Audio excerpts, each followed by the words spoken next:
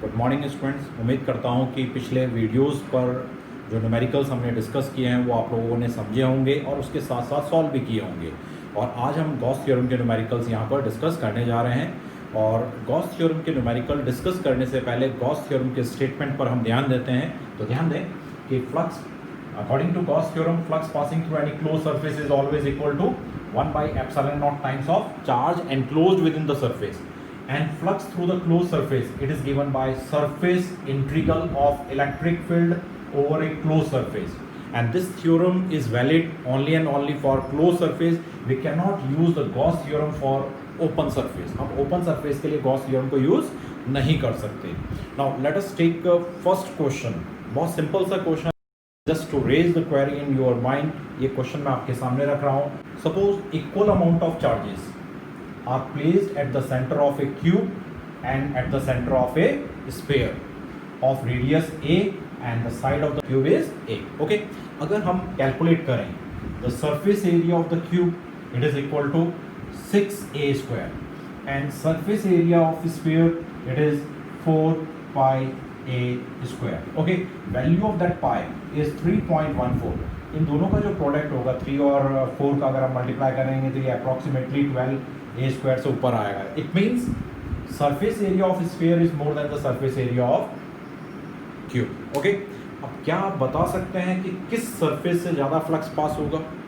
यहाँ पर आप ध्यान देना, ये सरफेस कैसा है? Closed, and this surface is also a close surface.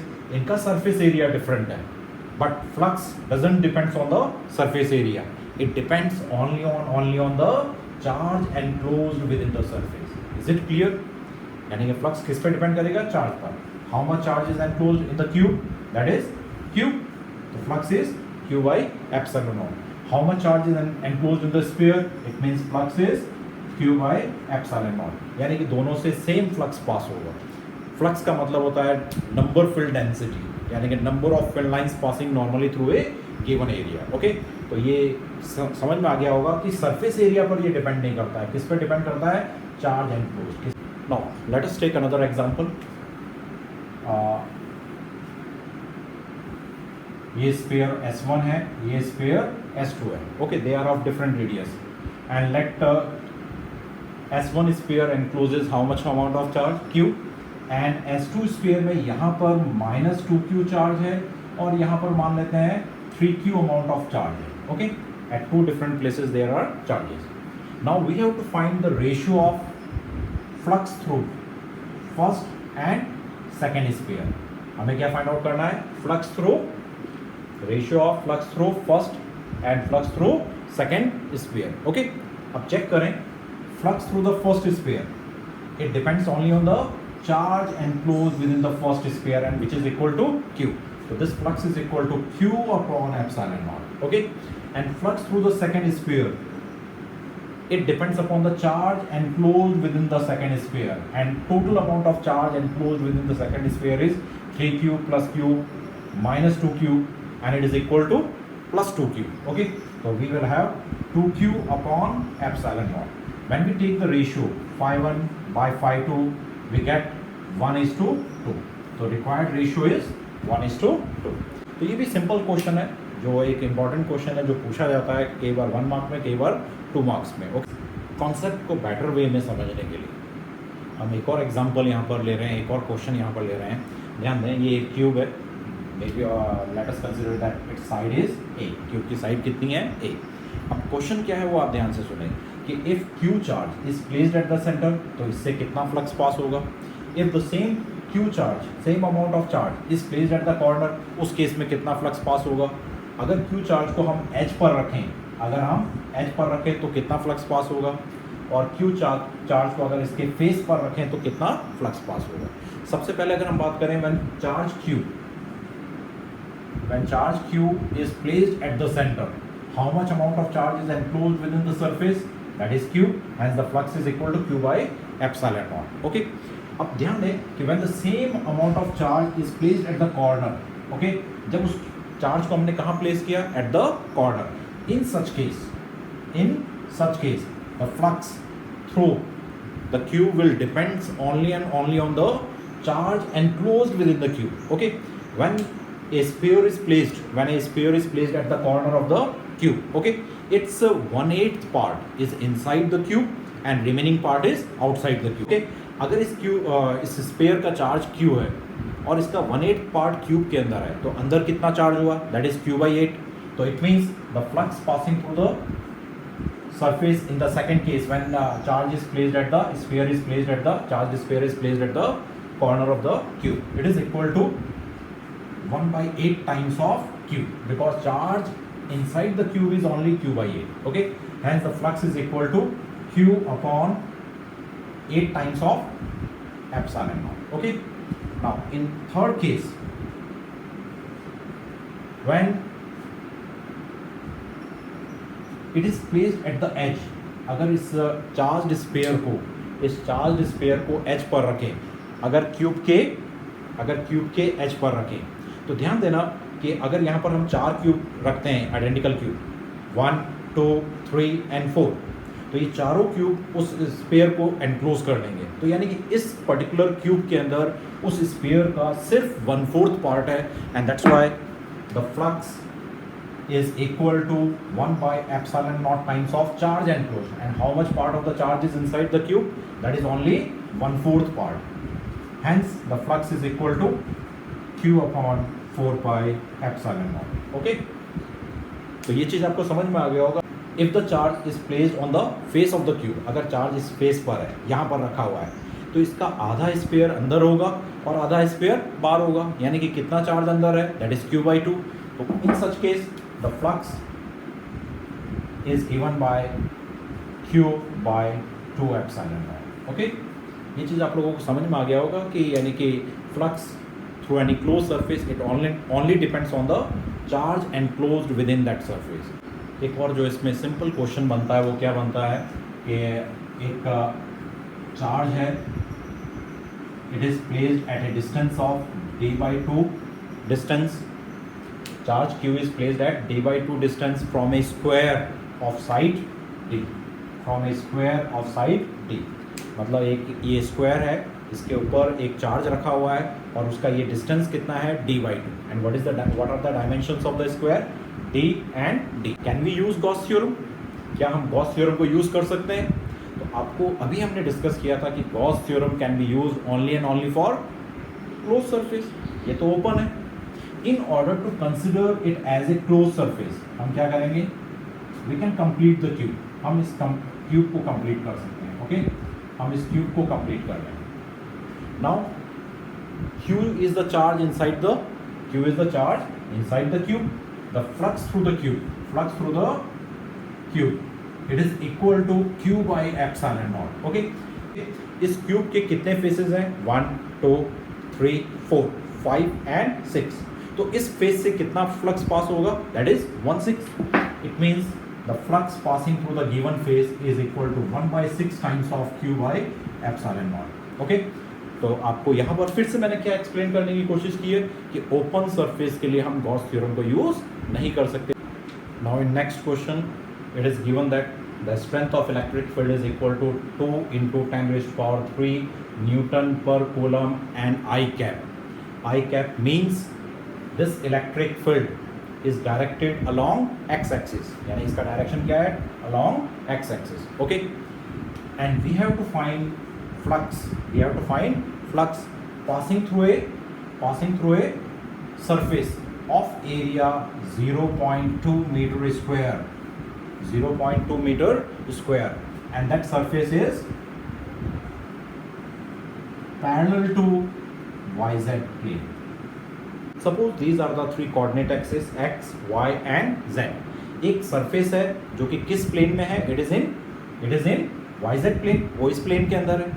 अगर हम सरफेस एरिया को एक वेक्टर क्वांटिटी कंसिडर करते हैं, तो direction of that vector is perpendicular to the surface, either in upward direction और इन डाउनवर्ड डायरेक्शन. ओके, तो ये जो YZ प्लेन है, इसका इस एरिया वेक्टर का डायरेक्शन क्या होगा, अलॉन्ग x एक्सिस.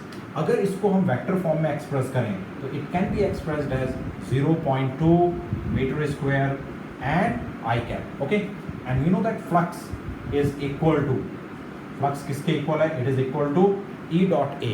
जब हम डॉट प्रोडक्ट लेते हैं तो x कंपोनेंट को x के साथ, y को y के साथ, z को z के साथ और उन कंपोनेंट के प्रोडक्ट को हम ऐड करते हैं। ओके, तो जब हम इनका डॉट प्रोडक्ट लेंगे तो we gate 2 into 10 raised to power 3 into 0.2, okay, into 0.2 and which is equal to, जो कि किसके इक्वल आ जाएगा 0.4 into 10 raised to power 3 और इसकी यूनिट क्या आएगी newton metre square per coulomb.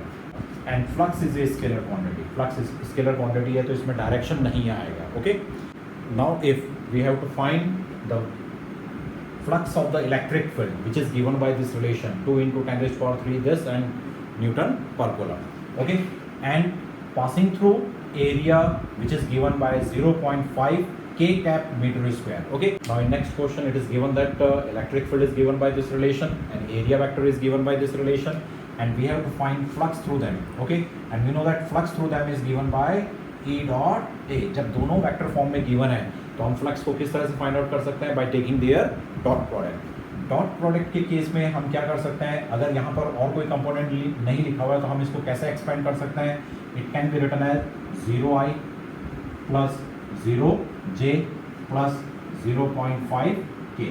Okay, तो जब हम इनको मल्टीप्लाई करेंगे तो ये आएगा ex multiply by ax plus ey multiply by ay plus ez multiply by az। Okay, ex component is 2 into 10 raised to power 3 लेकिन ax कंपोनेंट कितना है 0, ay component is 4 into 10 raised to power 2 लेकिन ay component कितना है 0, ez component यहाँ नहीं लिखा हुआ, it means ez component is 0 but area component is 0.5।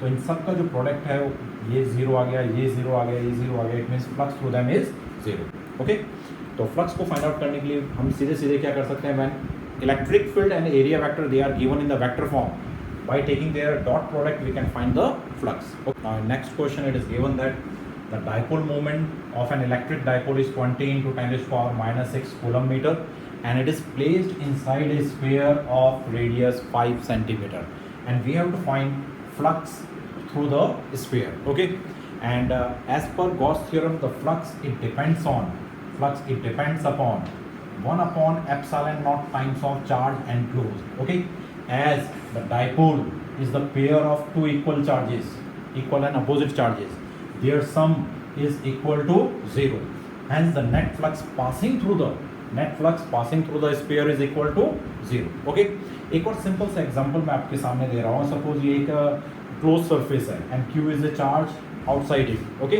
Now flux का मतलब होता है number of field lines passing through the given surface, number of field lines passing through the given surface. अब question ये है क्या इस क्लोज सरफेस से फ्लक्स पास हो रहा है या नहीं। ओके, आप चेक कर रहे होंगे कि flux is threading out of the closed surface, but even in this case the net flux is equal to 0 because charge enclosed inside the closed surface is 0, no charge is enclosed in the surface, hence flux through the surface is 0। अब question ये होता है flux 0 कैसे हो सकता है, field lines तो पास हो रही है। तो ध्यान देना जितनी फील्ड लाइंस इस सरफेस के अंदर एंटर कर रही है उतनी ही फील्ड लाइंस बाहर निकल रही है, that's why the net flux through the closed surface is 0। Now in next question it is given that linear charge produces this amount of electric field 9 into 10 raised to power 4 Newton per coulomb at a distance of 2 centimeter from the linear charge and we have to find linear charge density। okay, ये आपने Gauss theorem के application में topic पढ़ा होगा। And electric field due to linearly charged wire is given by lambda upon 2 pi epsilon naught r। okay, the value of electric field is known to us and the value is 9 into 10 raised to power 4। okay, अब आप ध्यान देना हमें 1 upon 4 pi epsilon naught its value is known to us 9 into 10 raised to power 9। okay, इसकी value कितनी है 9 into 10 raised to power 9, unit क्या होगी Newton metre square per coulomb square. हमें इसकी वैल्यू पता है लेकिन यहाँ पर हमें क्या नजर आ रहा है 1 upon 2 pi epsilon naught। तो 1 upon 2 pi epsilon naught की वैल्यू क्या आएगी, इसको हम क्या करेंगे 2 से मल्टीप्लाई कर देंगे तो 2 into 9 into 10 raised to power 9। Okay, lambda is unknown. Okay, नीचे क्या है r and the value of r is 2 centimetre. जब भी हम किसी वैल्यू को रिलेशन में यूज़ कर रहे हैं that must be in the proper form. Means ये r सेंटीमीटर में ना यूज़ कर हम किस में यूज़ करेंगे, मीटर में। तो it can be written as 2 × 10⁻²। और इसको अगर हम सॉल्व करें we will get the value of linear charge density and its unit. इसकी यूनिट क्या होगी, because linear charge density is charge distributed per unit length. तो इसकी यूनिट क्या आएगी, कूलम पर मीटर। ओके, जो भी आंसर आ रहा है वो आप कैलकुलेट कर लिख सकते हैं। In next question it is given that a spherical shell of radius 5 centimetre is charged by 10 microcoulomb and that 10 microcoulomb get uniformly distributed over its surface, and we have to find the electric field intensity at a distance of 10 centimeter, means outside the spherical shell, and at a distance of 4 centimeter, means inside the charged spherical shell. And we know that electric field intensity outside the charged spherical shell is given by Q upon 4 pi epsilon naught r. Okay, and electric field on the surface is equal to Q upon 4 pi epsilon naught capital R. Okay, and electric field intensity inside a charged spherical shell is always equal to 0.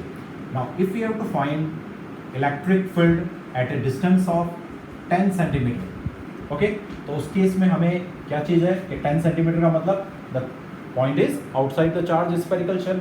अगर point बाहर है, in such case the charged spherical shell can be considered as a point charge and the electric field is given by, electric field outside is given by Q upon 4 pi epsilon naught r. Okay, यहाँ पर 1 upon 4 pi epsilon naught की value हमें पता है 10 raised power 9 into 10 raised power 9 newton metre square per coulomb square. Charge की value भी हमें given है 10 माइक्रोकूलम और micro stands for 10 raised power -6. Okay, and distance is 10 centimetre. 10 centimetre को हम सेंटीमीटर के फॉर्म में ना लेकर इसको मीटर में लेंगे, क्योंकि वैल्यूज जब भी हम रख रहे हैं प्रॉपर फॉर्म में होना चाहिए। तो 10 raised power -2 यूज़ करेंगे और इसको अगर हम सॉल्व करेंगे तो we get 9 into 10 raised power newton per coulomb. Okay, और सेकेंड केस में क्या दिया हुआ है, we have to find electric field intensity at a distance of 4 centimetre from the centre of the spherical shell. Okay, means the point is inside, and when point is inside the electric field inside is always equal to 0. charged spherical shell के अंदर electric field कितनी होगी, 0 होगी। okay, now in next question suppose these are the two charge plates. okay, इसकी charge density plus sigma है, इसकी charge density minus sigma है, and as per the question we have to find electric field intensity at point A, at point B, at point C and at point D. Okay, तो यहाँ पर ये topic आपने Gauss theorem के ही part में आपने पढ़ा है कि in case of two charge sheets of equal and opposite charge density, electric field in the first region is 0, electric field in the third region is also 0, but electric field in the middle region is equal to sigma by epsilon naught and it is independent of distance. तो यहाँ पर अगर इस concept को हम देखें तो इसके अकॉर्डिंग हम बोल सकते हैं कि electric field at point A is 0, electric field at point B is also 0 as these two points are outside the charge sheets. okay, whereas electric field at point B and electric field at point C they are equal because the strength of electric field in between two charge sheets of equal and opposite charge density is given by sigma by epsilon naught and it is independent of distance of the point. distance of the point अगर point center में है, close है, लेकिन अगर अंदर है तो electric field की स्ट्रेंथ क्या होगी, sigma by epsilon not. Okay, इस तरह के कुछ सिंपल क्वेश्चंस और बनते हैं। इसके अलावा भी बहुत सारे क्वेश्चंस गॉस थ्योरम पर बेस्ड बनते हैं, लेकिन हमने कुछ इंपॉर्टेंट क्वेश्चंस यहाँ पर लिए हैं और भी क्वेश्चंस आप प्रैक्टिस कर सकते हैं। इन केस अगर आपको कोई भी डाउट है, क्वेरी है, तो आप ज़रूर शेयर कर सकते हैं, कमेंट कर सकते हैं। हम उस प्रॉब्लम को भी डिस्कस करेंगे 1 by 1। Okay, thank you.